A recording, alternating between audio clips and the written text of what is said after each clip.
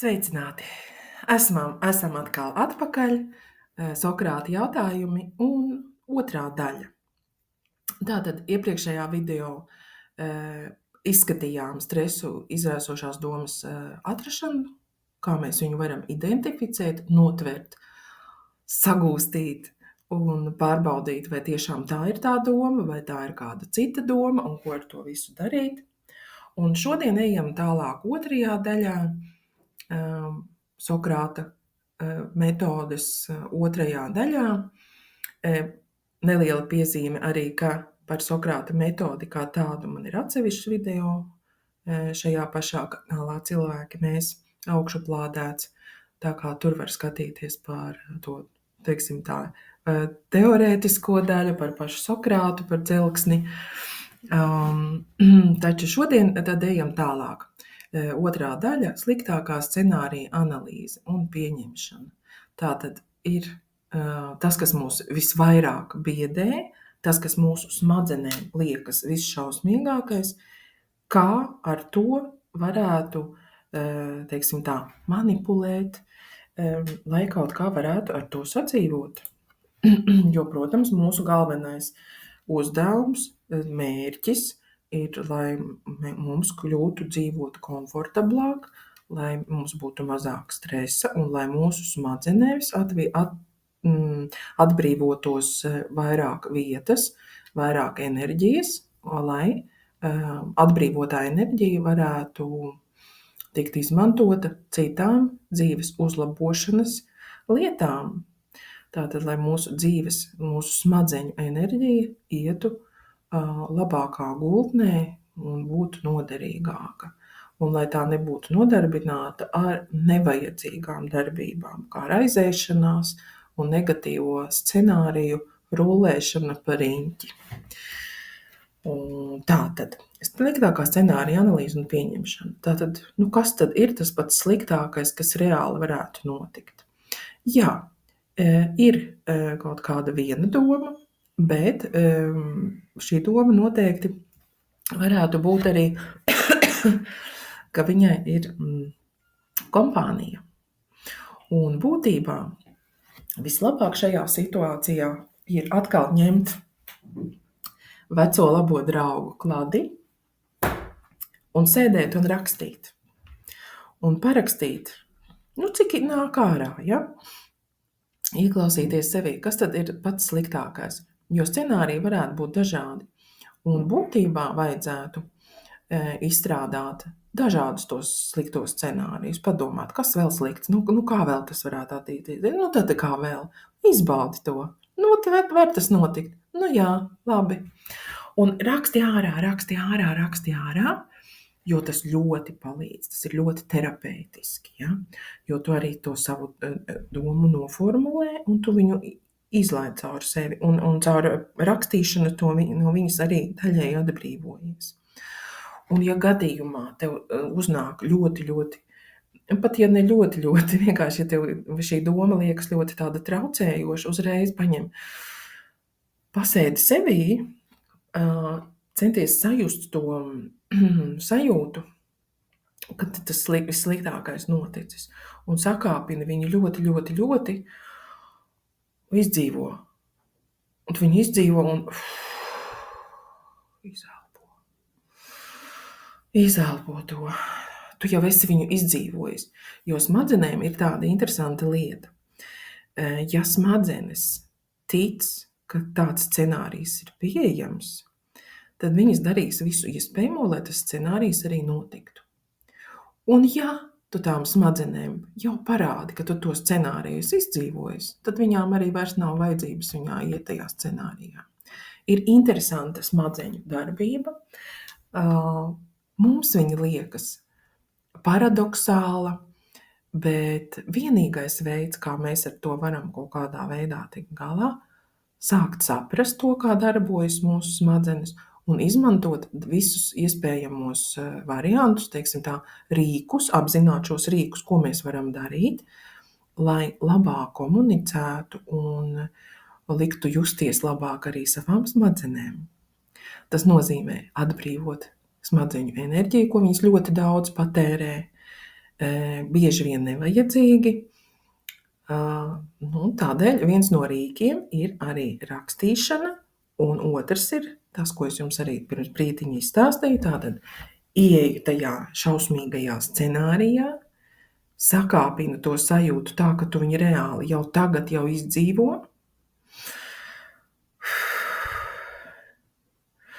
un izelpo ārā viņu, un var beigās vēl nokratīties, ka tas viss jau ir, es esmu atbrīvojies, viss, ja?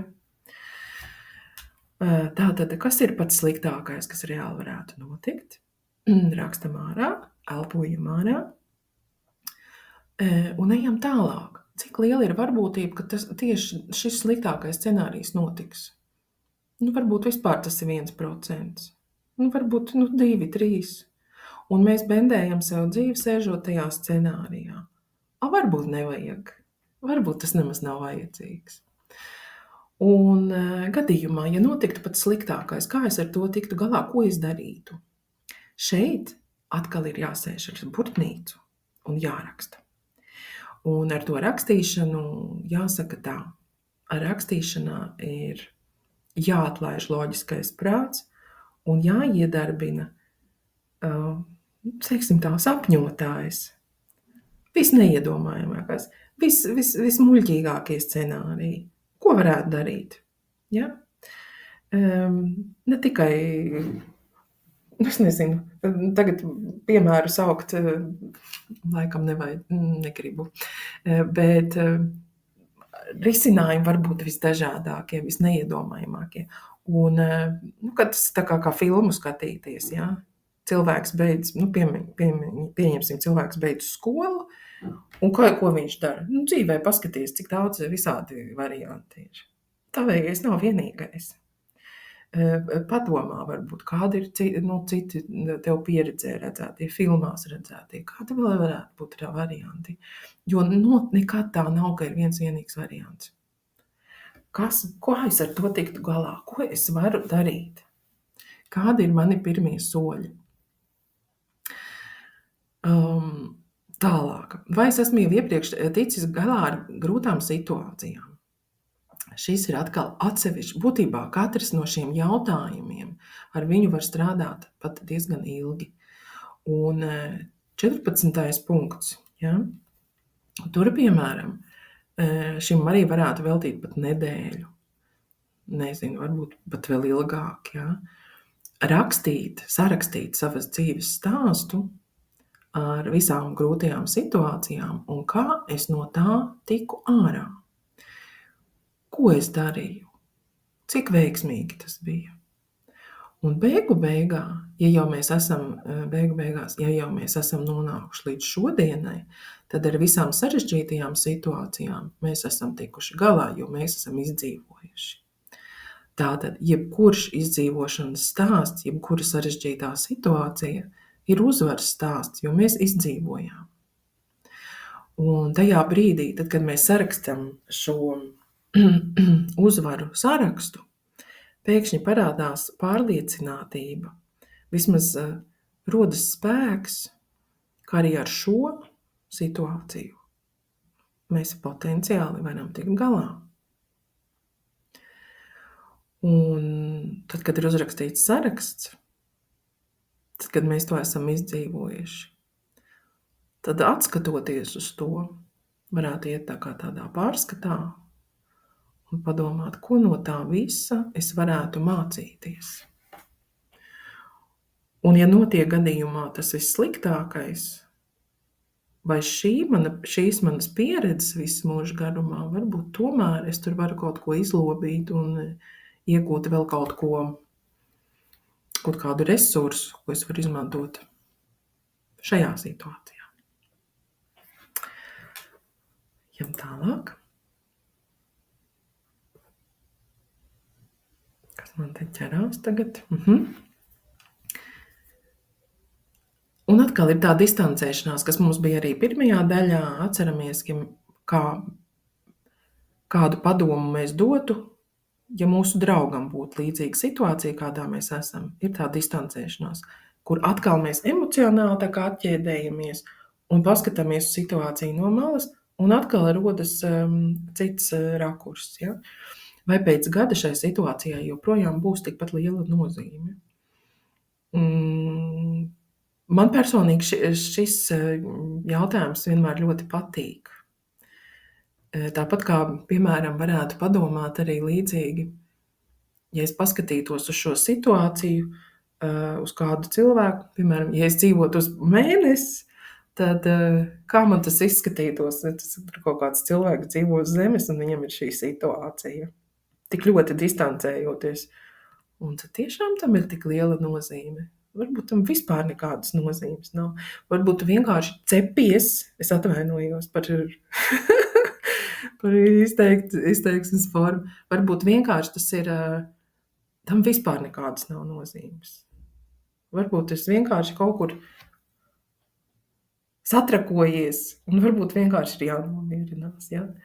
Tas pats ir arī, ja tu paskaties laika dziļumā, vēl dziļāk, pēc 5 gadiem. Tu vispār atcerēsies par šo incidentu vai šo domu, kas tevi nodarbina. Varbūt viņai tiešām nav nekādas nozīmes situācijai. Ja?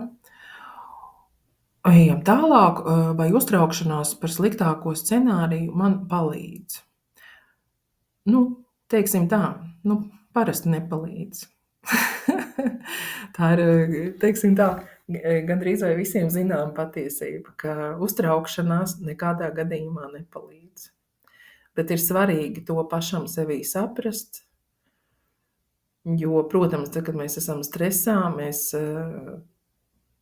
nekontrolējam to, un uztraukšanās arvien vairāk un vairāk mūs ievelk tajā satraukuma aplī un nepalīdz. Tieši otrādi, parasti tas arī mūs grauj, mūs ierauj vēl lielākā stresā un atslēdzās mūsu smadzeņu loģiskā daļa, un vispār mēs tur vispār neko netiekam neko galā. Ja? Atslēdzas mūsu loģiskais prāts un viss.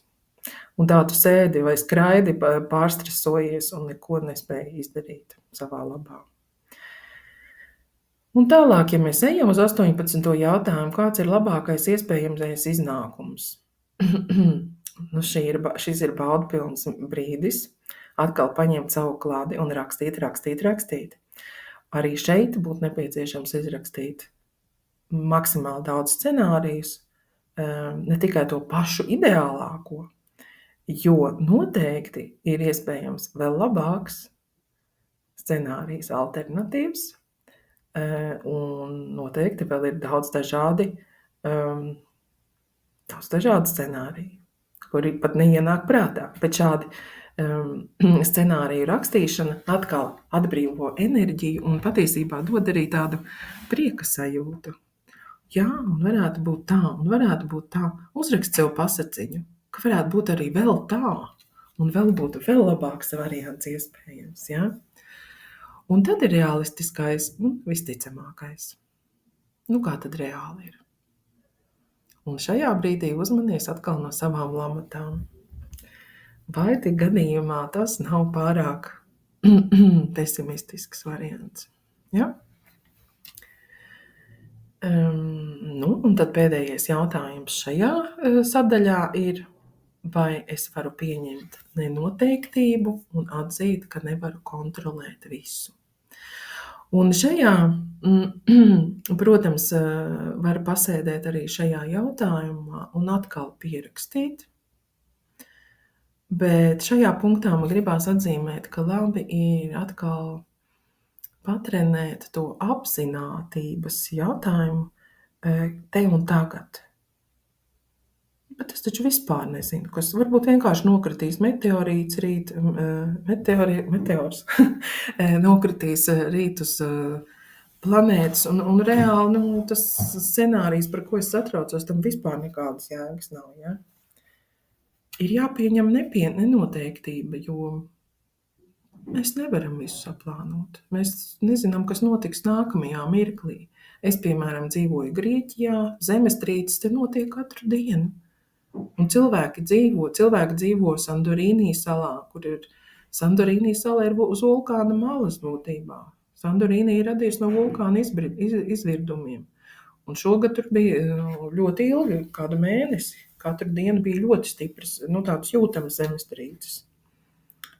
Cilvēki vienkārši pieņem un dzīvo tālāk. Pieņemt nenoteiktību un atzīt, ka nevar kontrolēt. Viņš tur trīc. Vulkāns darbojas. Un tāpat ir arī visiem citiem aspektiem. Un vienīgais reālais, ko mēs varam darīt, rūpēties par sevi, savu psihisko veselību un par savu izaugsmi. Tas šajā video viss. Paldies par uzmanību, paldies, ka noklausījāties, un uz tikšanos 3. daļā.